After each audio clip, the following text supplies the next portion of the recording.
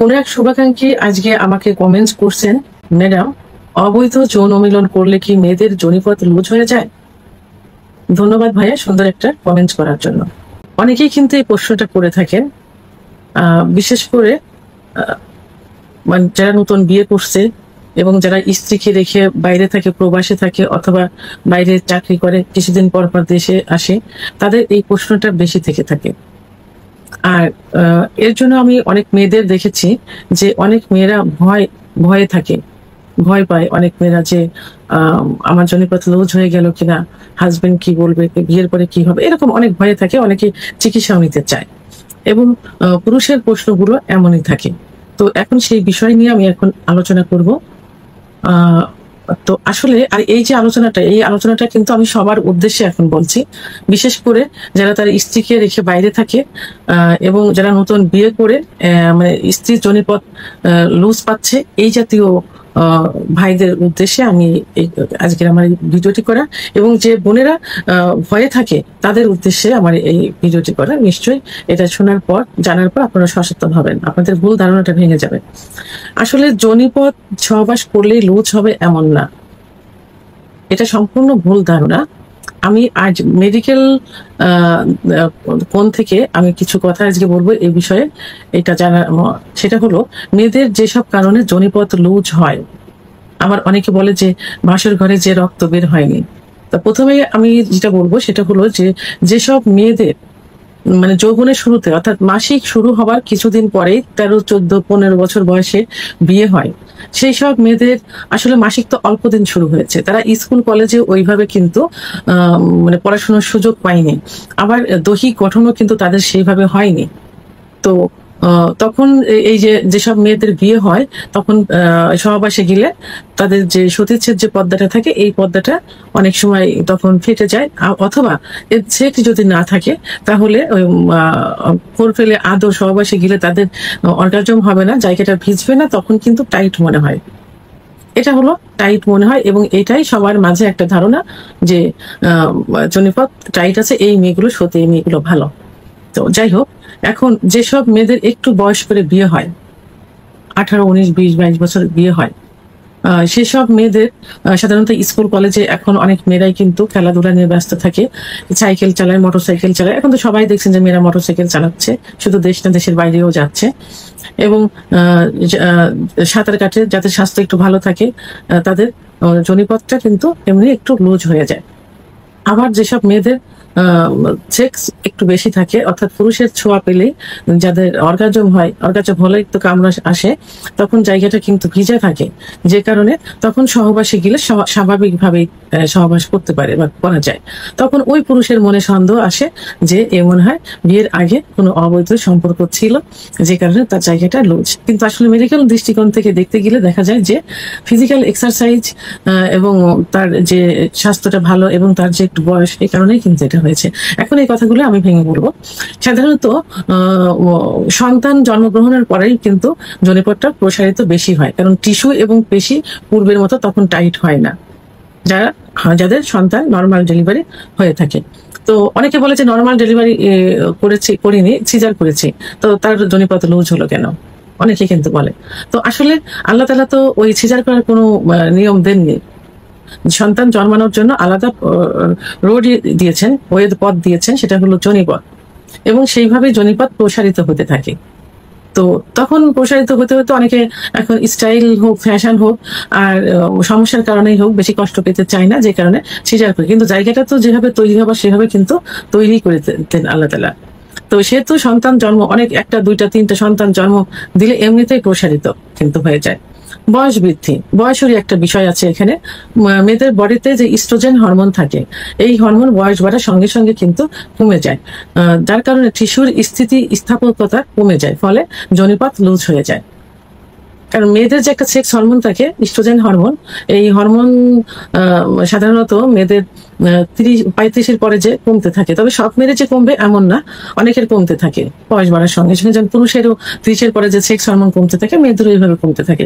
কমে গেলে তখন ওর যে টিস্যুগুলোর যে স্থিতিস্থাপকতা, এটা কমে যায়। তখন এমনি লুজ হয়ে যায়। আবার হরমোনাল কিছু সমস্যা থাকে মেয়েদের, যে সমস্যার কারণে পিসিওএস অর্থাৎ পলিসিস্টিক ওভারিয়ান সিস্ট এবং থাইরয়েডের যে সমস্যা থাকে, এই সমস্যা থাকার কারণে তাদের জনিপথ লুজ হয়ে যায়, লুজ অর্থাৎ টিস্যুগুলো দুর্বল হয়ে যায়। তাহলে এই কারণেও কিনতে হয়। আরেকটা যে কারণ আছে অতিরিক্ত ওজন। অতিরিক্ত ওজন বেড়ে গেলে পেলভিক ফ্লোরের উপরে যে পেশির চাপ পড়ে, এই পেশির চাপ পড়ার কারণে যোনি কিন্তু লুজ হয়ে যায়। তাহলে অতিরিক্ত, আমি যে কথাগুলো আগে বলেছিলাম সেইগুলো এখন ভেঙে বলছি, যে ওজন বাড়ার কারণে পেলভিক ফ্লোর অর্থাৎ পিছনের যে অংশ থাকে ওইটা ভারী হয়ে যায়, ভারী হয়ে গেলে নিচের দিকে কিন্তু প্রেশার দেয়, তখন জনিপথ কিন্তু লুজ হয়ে যায়। আবার অতিরিক্ত হস্তমৈথুন, যৌন মিলন, মেডিকেল সায়েন্সে কিন্তু পাওয়া যায়নি যে যৌন মিলন করলে জনিপথ লুজ হয়ে যায়। পুরুষের যেমন হস্তমৈথুন করলে তাদের এটা পুরুষাঙ্গটা ব্লাড সার্কুলেশন ঠিক মতো না হওয়ার কারণে উত্থান হতে পারে না, তো ঢিলা ঢিলা থাকে, ভিতরে ইন করতে সমস্যা হয়, অনেকে সহবাস একেবারে বন্ধই হয়ে যায়। তো ঠিক সেরকম মেয়েরাও কিন্তু হস্তমৈথুন করে থাকে, অর্থাৎ হাত দিয়ে মৈথুন করে বীর্যপাত ঘটিয়ে থাকে। এদের এই যে অতিরিক্ত হস্তমৈথুনের কারণে এদের সেক্স হরমোনও কমে যায়, জনিপথটাও কিন্তু লুজ হয়ে যায়। কারণ সেক্স হরমোন ইস্ট্রোজেন হরমোনের সঙ্গেই কিন্তু এই যে এটা সম্পর্ক থাকে, হস্তমৈথুনের সম্পর্ক। তো সেহেতু হস্তমৈথুন করার কারণে ওই হরমোন কমে যাবে, তখন কি হবে, জনিপথটা লুজ হয়ে যাবে। তো এর জন্য কিছু মেডিকেল এবং প্রাকৃতিক কিছু ট্রিটমেন্ট আছে বা টিপস আছে যেগুলো এটা সমাধান করতে সাহায্য করবে। এর জন্য কি করতে হবে, কেগেল এক্সারসাইজ করতে হবে। কেগেল এক্সারসাইজ পেলভিক ফ্লোর পেশি শক্তিশালী হয়। তো আপনার ইউটিউব চ্যানেল সার্চ দিলে এখানে পাওয়া যাবে যে জনিপথ টাইট করার জন্য কেগেল এক্সারসাইজ, সেটা করে আপনারা দেখতে পারেন। এবং ভালো ভালো খাবার খেতে হবে, অর্থাৎ ভালো ডায়েট করতে হবে, যেমন দুধ, ডিম, খেজুর, কাজু বাদাম, মধু, ঘি এগুলো খেতে হবে। পাশাপাশি ছয়া প্রোটিন ইত্যাদি খেতে হবে, এগুলো টিস্যু এবং হরমোন শক্তিশালী করে। এবং হরমোনাল থেরাপি নিতে হবে। হরমোনাল থেরাপি নেওয়ার জন্য কি করতে হবে, এক অভিজ্ঞ সম্পন্ন রেজিস্ট্রারকৃত ডাক্তারের শরণাপন্ন হতে হবে। ডাক্তার কিছু হরমোনাল থেরাপি বা চিকিৎসা দেবেন, সেই চিকিৎসা গ্রহণ করতে হবে। এই চিকিৎসার মধ্যে সব থেকে বেস্ট চিকিৎসা হলো এখানে হোমিওপ্যাথি এবং আয়ুর্বেদিক। এর জন্য হোমিওপ্যাথি এবং আয়ুর্বেদিক চিকিৎসা সব থেকে ভালো চিকিৎসা। হোমিওপ্যাথিতে এমন কিছু ওষুধ আছে লক্ষণ ভেদে, যদি লক্ষণের সঙ্গে মিল রেখে ওষুধগুলো প্রয়োগ করলে, এখানে কিন্তু খাবারের ওষুধও আছে এবং ব্যবহারের ওষুধও আছে, যেগুলো একদমই কিন্তু ন্যাচারাল। এই ওষুধগুলো খাইলে এবং ব্যবহার করলে যে সমস্যাগুলো সমাধান হয়, জনিপথ টাইট হবে। একইভাবে আয়ুর্বেদিকেও কিছু ওষুধ আছে, কিছু ট্যাবলেট ক্যাপসুল আছে, যেগুলো খাইলে আপনার যোনির ভিতরে যে ওয়ালগুলো থাকে, এই ওয়ালের স্বাস্থ্য বৃদ্ধি পায়, মানে সুস্বাস্থ্য হয়, তখন সুসংগঠিত ভাবে গঠিত হয়। তো সেক্ষেত্রে আয়ুর্বেদিক ওষুধ খুব ভালো কাজ করে থাকে। তাহলে হোমিওপ্যাথি এবং আয়ুর্বেদিক এই দুইটা চিকিৎসা পদ্ধতি জনিপথ টাইট করার জন্য ভালো কাজ করে থাকে। তো এখন এই যে জনিপথ যাতে লুজ না হয়, তার জন্য কিছু প্রতিরোধ এবং লাইফ স্টাইল মেনটেন করতে হবে। এর মধ্যে প্রথম যেটা হলো সেটা হলো কেগেল এক্সারসাইজ। এটা আমি প্রথমেই বলেছি, কেগেল এক্সারসাইজ করতে হবে এবং ওজন কমাতে হবে।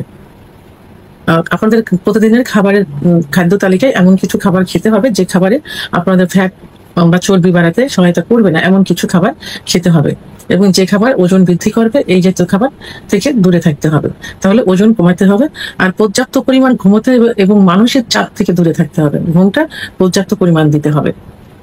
তো কমপক্ষে 7 থেকে 8 ঘন্টা ঘুমাতে হবে এবং দুশ্চিন্তা মুক্ত থাকতে হবে, রিল্যাক্সে থাকতে হবে। ধূমপান এবং মদ্যপান থেকে দূরে থাকতে হবে। এবং ভুয়া কিছু ইনজেকশন এবং বিপজ্জনক কিছু চিকিৎসা আছে, এই চিকিৎসা থেকে দূরে থাকতে হবে।